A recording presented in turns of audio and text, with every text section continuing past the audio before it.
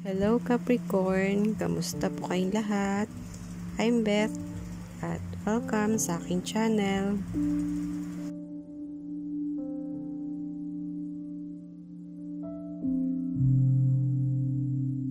Ang video na ito ay general reading para sa mga Capricorn para sa buwan ng June 2024. At dahil general reading po ito, hindi po lahat ay makaka-resonate sa reading dahil magkakaiba naman po ang ating mga sitwasyon sa buhay. Okay. Pasensya na po kayo kung medyo maingay po ang aking paligid. Salamat po sa pag-uunawa.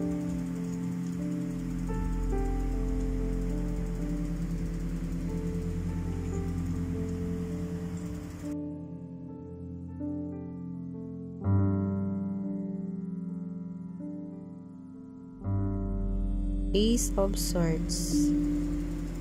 Ace of Swords. Ang ibig sabihin po ng Ace of Swords ay new beginning, new ideas, new career opportunities, new job opportunities. Yun po, pwedeng success din po.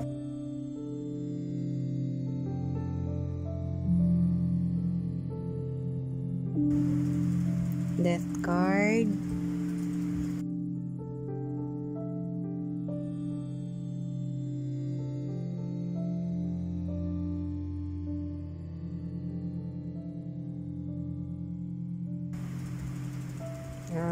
Ten of Swords.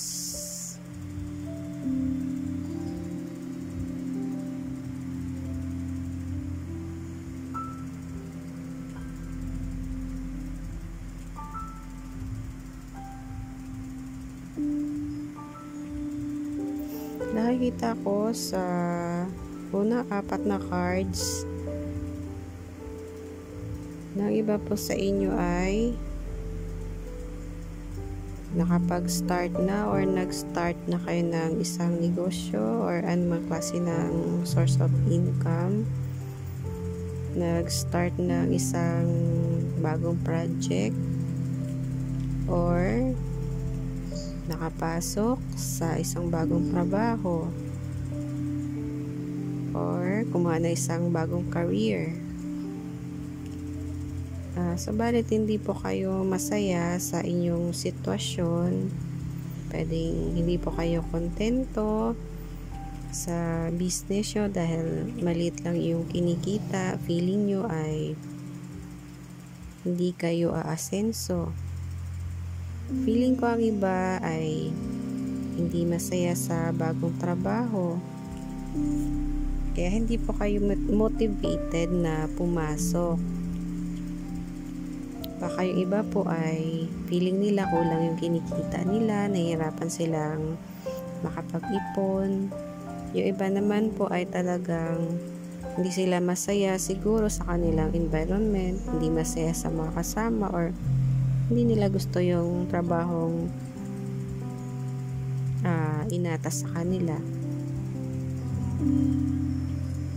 Kaya kung ganyan po yung ating sitwasyon na hindi po tayo kontento, hindi tayo masaya, syempre gagawa po tayo ng pagbabago, di ba?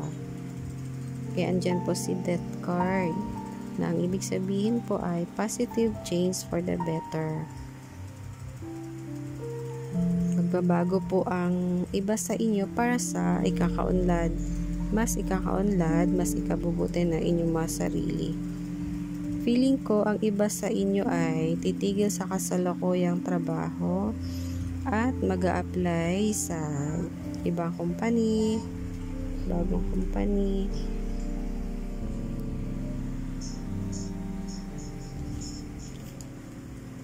Ang iba naman siguro ay magbabago ng career, itong pasukan. Yung career na mas iniisip nila ay mas bagay sa kanila at mas magugustuhan nila. Meron naman na magbabago ng uri ng negosyo or pagkakakitaan. Siguro itong King of Swords ay kayo po ito at determinado kayo na mag-take na ng risk para sa pagbabago na gusto nyong mangyari sa inyong mga sarili.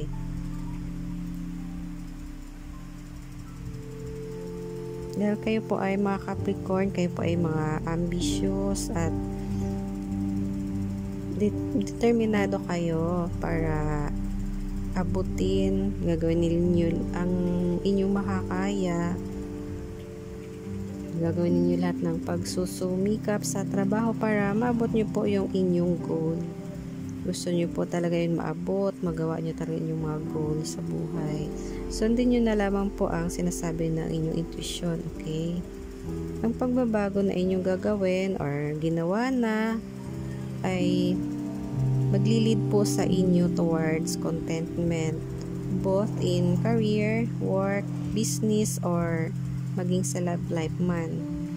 Feeling ko ang iba sa inyo ay magbabago ng rota sa buhay, magbabago ng lugar at paligid, or pwedeng lilipat ng tirahan, lilipat ng trabaho or company na papasukan. Baka ang iba po sa inyo ay kailangan pang tumawid ng dagat para lang sa isang job or career opportunity. Feeling ko yung iba naman po ay baka nakapag-abroad na or mag-a-abroad pa lang para po sa bagong trabaho. Ang last 4 cards natin ay 10 of Swords, 9 of Swords, Ace of Pentacles at 2 of Cups. May kasabihan po tayo na change is painful daw. Change is beautiful din, pero depende po sa klase ng change na ating pagdadaanan. Pag change sa love life, syempre po medyo painful yan.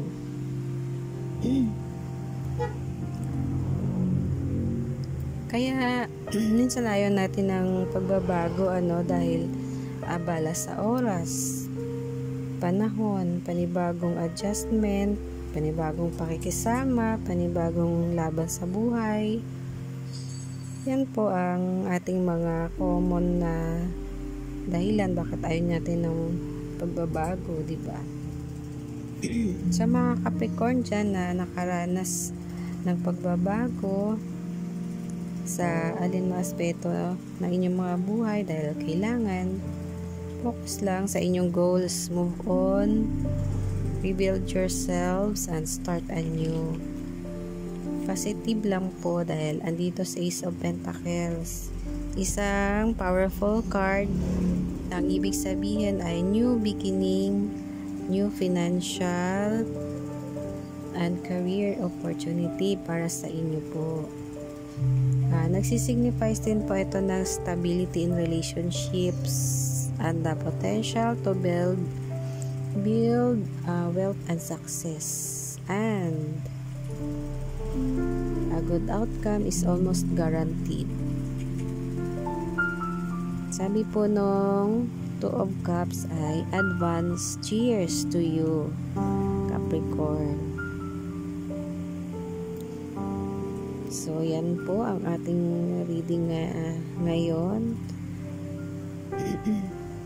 Thank you for watching. Sa mga naka-resonate po, pwede po kayong mag-comment below. And please like, share, and subscribe. Maraming salamat sa inyo. God bless.